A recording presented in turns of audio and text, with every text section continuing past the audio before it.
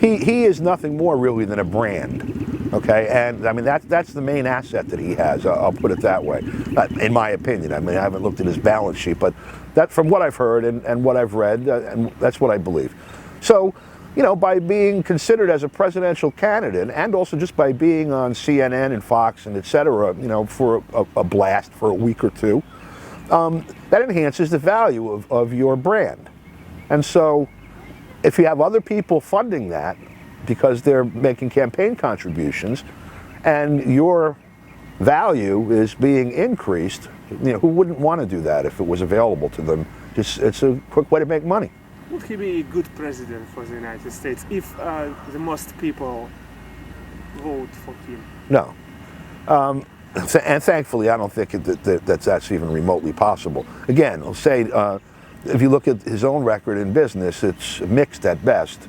I mean, I wouldn't want to see the United States toying with bankruptcy to get out from under its creditors like some casinos and things in Atlantic City do. Also, in terms of his ability to manage the Department of Justice, I think his record on the Central Park Five speaks for itself. And some of his musings, if they rise to that level, about foreign policy, you know, I think he should be on Thorazine rather than, you know, a serious candidate for president.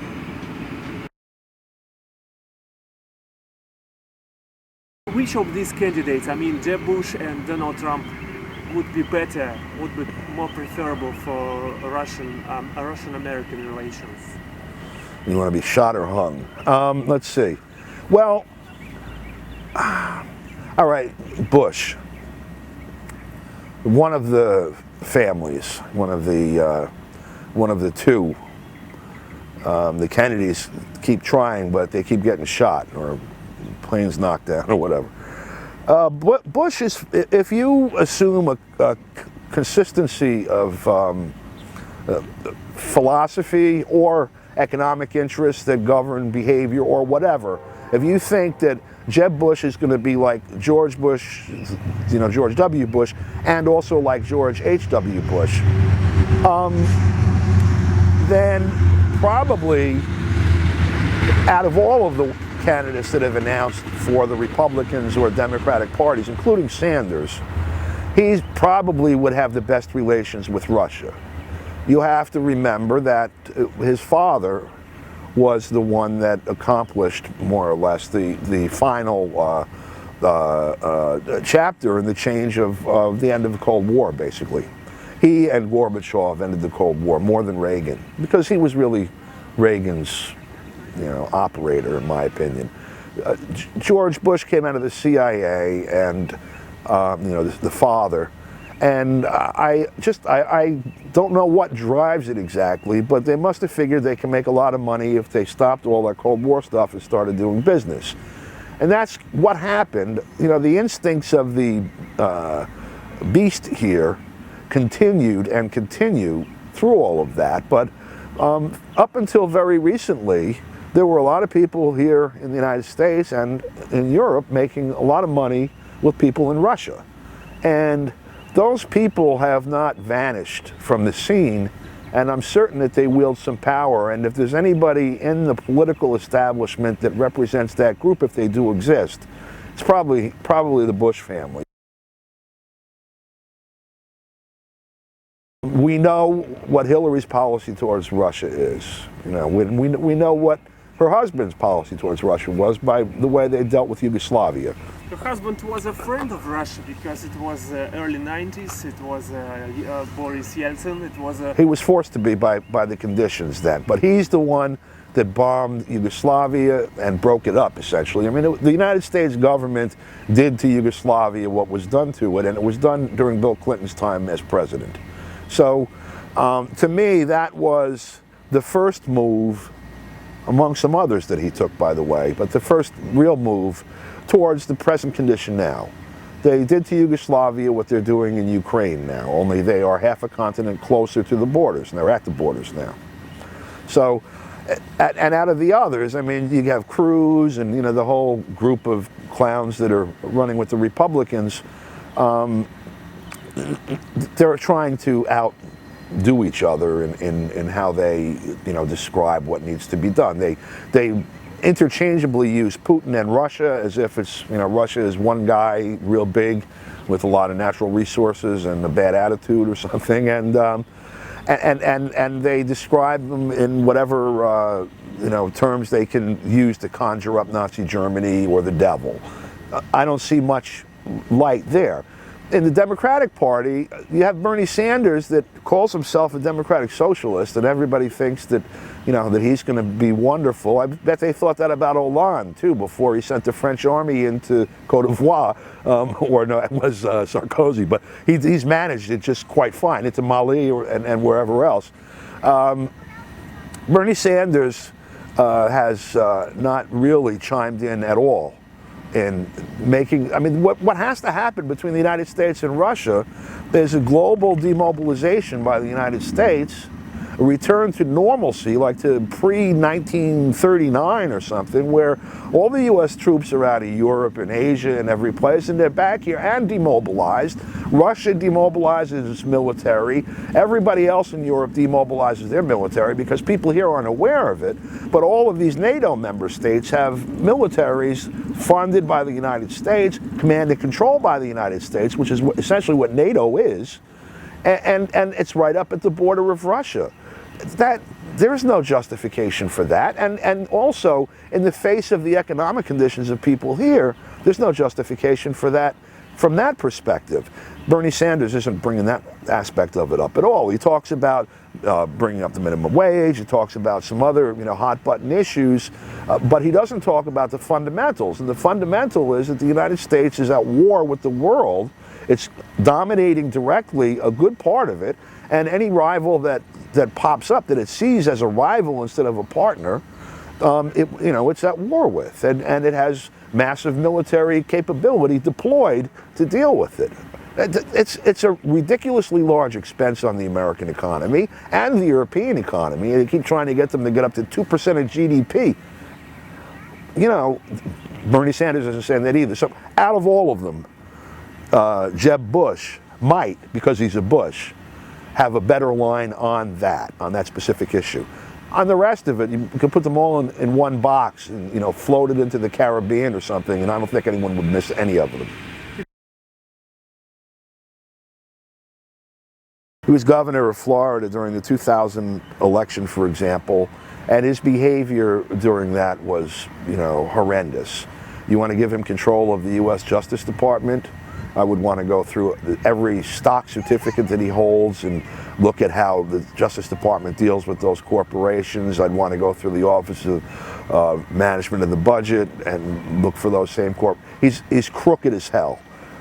That he stole in open view a presidential election on behalf of his brother as governor and with his Secretary of State says everything you need to know about him, and he would just be playing that same game on a bigger stage. So I don't think that he's any more qualified than any of the others. I just see a distinction between his likely policy towards Russia with the others, which is important, by the way. If they're all going to be crooks, and I believe they are, then at least you have one crook that's not going to start World War III. That would be the guy to go for, I guess.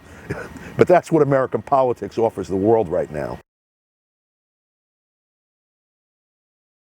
When I think about the two dynasties and how a properly placed in time and space pair of condoms could have spared all of us, like an entire part of our history. The idea, the rallying cry of the United States during its revolution, which had all kinds of contradictions. One of the primary movers of it was the pending abolition of slavery that was being bandied about in London. That was one of the things that drove the American Revolution here. Most Americans don't know that, but it's a matter of record. The thing that has been used to identify it is the opposition to the entire idea of royalty, to the entire idea of inheriting power, public power. The whole idea that's been promulgated is that the colonists were opposed to hereditary power, that the idea of royalty, the idea of families having a monopoly on power, or even each person out of the electorate not relating to power equally. That was supposedly the drive behind the American Revolution. And yet, you know, we've had a number of families that are political royalty, for lack of a better term. Perhaps it's not de jure, but it's de facto. You have, I mentioned the Kennedys, you have the Roosevelt family, you had others, and you now have the Bushes and the Clintons. It's frightening, really, to me that people give so little thought to public policy that the person, whether or not someone's name is familiar to them at the outset, can be a gateway to their vote. And it is. You know, the structures that exist for disseminating information, the news media here, and the political party structures to the extent that they exist, you know, they are top-down driven and they're money driven. And the majority of people don't have money like that in the United States, the vast majority. And very few sit on top of a political pyramid to be able to distribute information that way. This is the same thing that happened in 2008. I mean, if we were sitting in 2007, everyone was more or less saying that it was going to be Hillary Clinton in 2008. And then Barack Obama came out of nowhere. Some people have the hope that, say, Elizabeth Warren or Bernie Sanders will be the Barack Obama of 2016. I don't think, first of all, if they are, that we're really getting much, because we didn't get much with Barack Obama in 2008. We saw a continuation of the Bush administration's policy in the Middle East. We saw a continuation of new war making. In fact, the damage that was done to Libya was even greater than what was done to Iraq. It's continuing to be done to Iraq. And then you have Syria, and you have you know, a number of other places in the world. So, you know, there was no break in policy there. There was no break in economic policy at all, and there's been no break in diplomatic policy either, other than the ratcheting up of hostilities with Russia and China. What I think the United States needs to do is to disengage from all of the military conflicts that it's involved in immediately, demobilize the military back to normal, for other countries, normal peacetime standards, withdraw from all of the military bases around the world as quickly as can be done without shattering the local economies and this economy, to take the money that's saved from day one and start investing in the infrastructure of the country here, to hire the people here to do it, and anyone else who needs a job. And then once they have assembled a new industrial capacity in the process of doing that, partner with China, Russia, and anyone else to go around the world and say you need a town, you need a city, you need water system, you need, you know, all the things that people need all over the world. We're in a position to do that. We're in a position to build solar roads. You know, we're in a position to build housing. We're in and you know, we have the excess capacity here dying right now, for example, with the real estate market the way it is. But the problem is that at the foundation of the American economy is a set of relations that is parasitic. And it drives the real economy. This financial overlay drives the real economy. And so where the needs of some people to either disinvest in production or to stop or tamp down production is the need that drives policy, rather than the needs of the people who would be getting the benefit of the production. It's a contradiction that's central to the American system, and the political system is driven by it as well, so there's no balancing of it.